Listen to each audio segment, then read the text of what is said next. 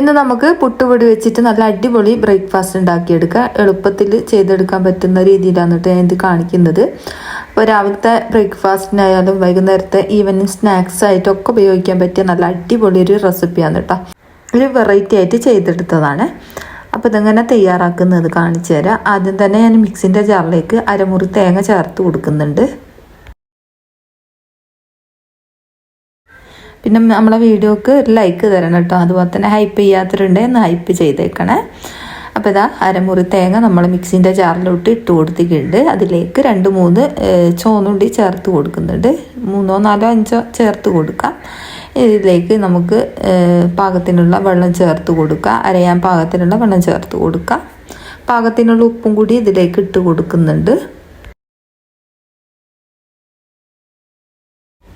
നമ്മളെ വീഡിയോക്ക് എന്തെങ്കിലും ഒരു കമൻറ്റ് തരണേ.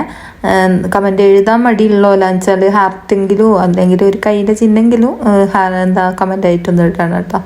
ഇനി ഇതാ നമ്മളത് അടിച്ചെടുത്ത ഒരു തേങ്ങ ഒരു സൈഡിലേക്ക് മാറ്റി വെച്ചിട്ടുണ്ട്. ഇനി നമുക്ക് ഇതിലേക്ക് പുട്ടുപൊടി ചേർത്ത് കൊടുക്കുക. നിങ്ങൾക്ക് ആൾക്കനുസരിച്ച് പുട്ടുപൊടി എടുക്കാം കേട്ടോ. ഞാനിപ്പോൾ ഒരു അര കിലോൻ്റെ അടുത്ത് ചേർത്ത് കൊടുത്തിട്ടുണ്ട്.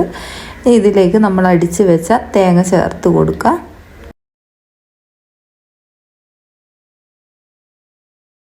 കൈ വെച്ചിട്ട് നല്ലോണം കുഴച്ചെടുക്കുക. നമ്മൾ പുട്ടിനൊക്കെ നനയ്ക്കുന്നില്ലേ അതുപോലെ തന്നെ കുഴച്ചെടുക്കുക. ഇനിയിപ്പോൾ അത് ഈ ഒരു മിക്സിൻ്റെ ജാറിലേക്ക് കുറച്ചും കൂടി വെള്ളമാക്കിയിട്ട് ഇതിലേക്ക് ഒഴിച്ച് കൊടുത്താൽ മതിയാവും.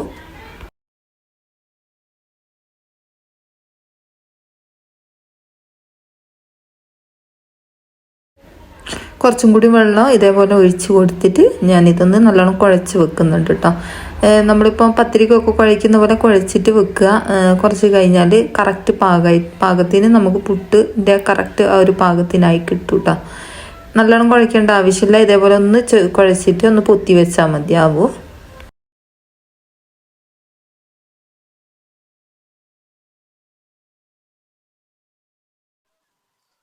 നമ്മളൊരു പാത്രം അടുപ്പിലേക്ക് വെച്ച് കൊടുത്തിട്ടുണ്ട്. അതിലേക്ക് കുറച്ച് വെളിച്ചെണ്ണ ഒഴിച്ച് കൊടുക്കുക. വെളിച്ചെണ്ണ നല്ലോണം ചൂടായി വന്നോട്ടെ. വന്നു കഴിഞ്ഞാൽ നമുക്ക് 3 വലിയ ഉള്ളി ഇതിലേക്ക് ചേർത്ത് കൊടുക്കുക.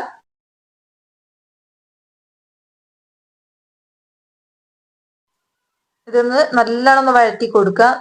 കളറൊന്ന് മാറി വന്നോട്ടെ. അതിലേക്ക് പാകത്തിനുള്ള ഉപ്പും കൂടി ഈ ഒരു സമയം ചേർത്ത് കൊടുക്കുക. അപ്പം പെട്ടെന്ന് തന്നെ വഴന്ന് കിട്ടും.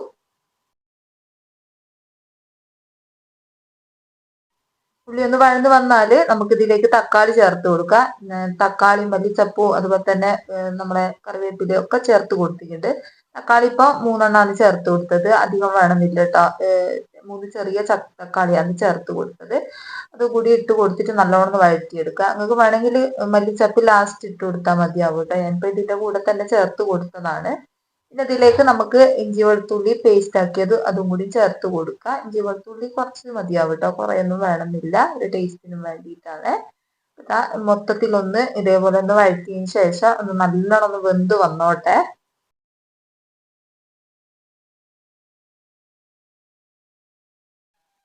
ഇത് മൂടി വെച്ചിട്ട് വേവിക്കാൻ വെച്ചാൽ ലോ ഫ്ലെയിമിലിട്ട് വേവിക്കാൻ വെച്ചാൽ പെട്ടെന്ന് തന്നെ ഉടഞ്ഞു കിട്ടും തക്കാളി.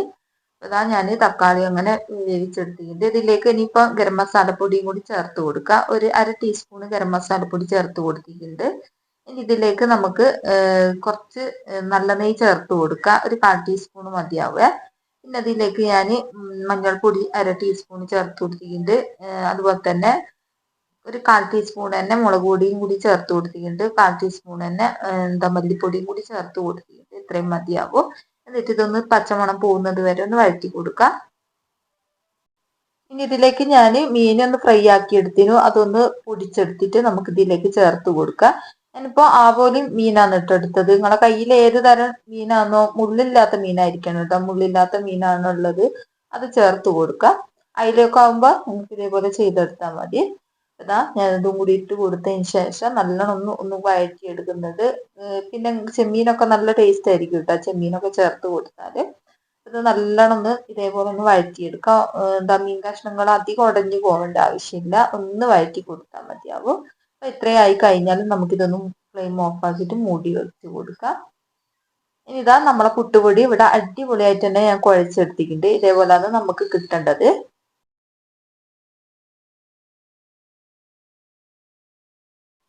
കട്ടയൊന്നും ഇല്ലാണ്ട് ഇതേപോലെ നല്ലോണം ഒന്ന് ഉടച്ച് കൊടുക്കാൻ ശ്രദ്ധിക്കുക.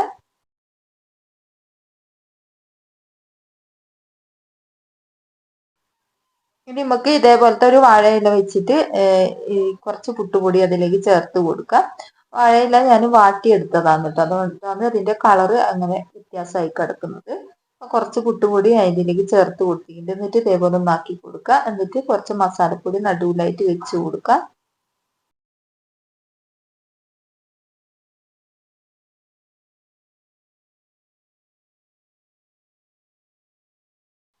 എന്നിട്ട് ഇതേപോലെ പിടിച്ചിട്ട് ഇതേപോലെ ഒന്ന് മടക്കി കൊടുക്കട്ടോ. അപ്പോൾ പുറത്തേക്ക് പോയി പോകരുത്, ശ്രദ്ധിച്ചിട്ട് മടക്കുക. എന്നിട്ട് കൈ വെച്ചിട്ടൊന്ന് നല്ലോണം ഒന്ന് അമർത്തി കൊടുക്കുക. നമ്മൾ അടന്റെ ഒരു ഷേപ്പില്ലേ അതുപോലെ ആക്കിയെടുക്കുക. ഇതേപോലെ ഒന്ന് അമർത്തി കൊടുത്താൽ മതിയാവും കേട്ടോ. നിങ്ങൾ ചോദിക്കും പുട്ടും കുറ്റിയിലാക്കിയാൽ പോരേന്ന്, പക്ഷെ ഇതേപോലെ ചെയ്യുന്ന സമയത്ത് ഈ ഇലന്റെ ഒരു ടേസ്റ്റ് വരും കേട്ടോ. നമ്മൾ അടയൊക്കെ പുഴുങ്ങിയെടുക്കുന്ന ഒരു ടേസ്റ്റ് ഇല്ലേ, ആ ഒരു ടേസ്റ്റ് വരും. അപ്പൊ അതാ ഇതേപോലെ ചെയ്തിട്ട് ഞാൻ ആവിച്ചെമ്പിലേക്ക് മാറ്റി കൊടുത്തിട്ടുണ്ട്. ഒന്നും കൂടി ഞാൻ ചെയ്തിട്ട് കാണിച്ചു തരാം എങ്ങനെയാന്ന്.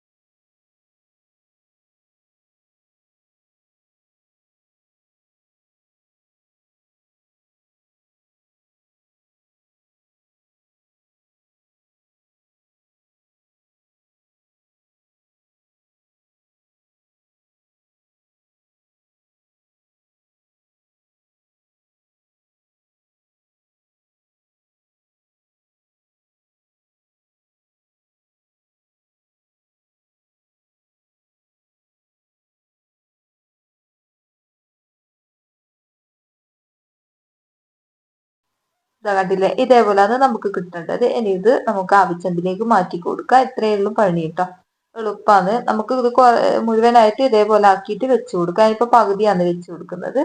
അപ്പൊ ഇതാ നമ്മൾ വേവിച്ചെടുത്തതാണ് കേട്ടോ നമ്മളെ എന്താ പുട്ടട എന്നൊക്കെ പറയും. നിങ്ങൾക്ക് എന്ത് പേരാ കൊടുക്കേണ്ടതെന്ന് വെച്ചാൽ പറയാം കേട്ടോ. കാരണം പുട്ടായതുകൊണ്ട് തന്നെ പൊടിഞ്ഞിട്ടുണ്ടാവും കേട്ടോ, കുഴപ്പമൊന്നുമില്ല. ഞാനിത് ആദ്യമായിട്ടാണ് ചെയ്ത് നോക്കുന്നത്. അപ്പൊ നല്ല അടിപൊളി ടേസ്റ്റ് ആയിരുന്നു. അപ്പൊ നിങ്ങൾക്കും കൂടി ഷെയർ ആക്കാന്ന് വിചാരിച്ച്.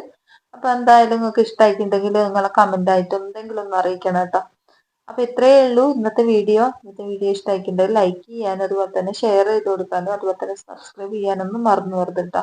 അപ്പൊ നമ്മളെ പുട്ടട ഇഷ്ടമായിട്ടുണ്ടെങ്കിൽ നമ്മളെ വീഡിയോ എന്താ ചാനൽ ഒന്ന് സബ്സ്ക്രൈബ് ചെയ്തേക്കണേ. അപ്പൊ അടുത്ത ഇതേപോലത്തെ വെറൈറ്റി വീഡിയോ ആയി കാണാം.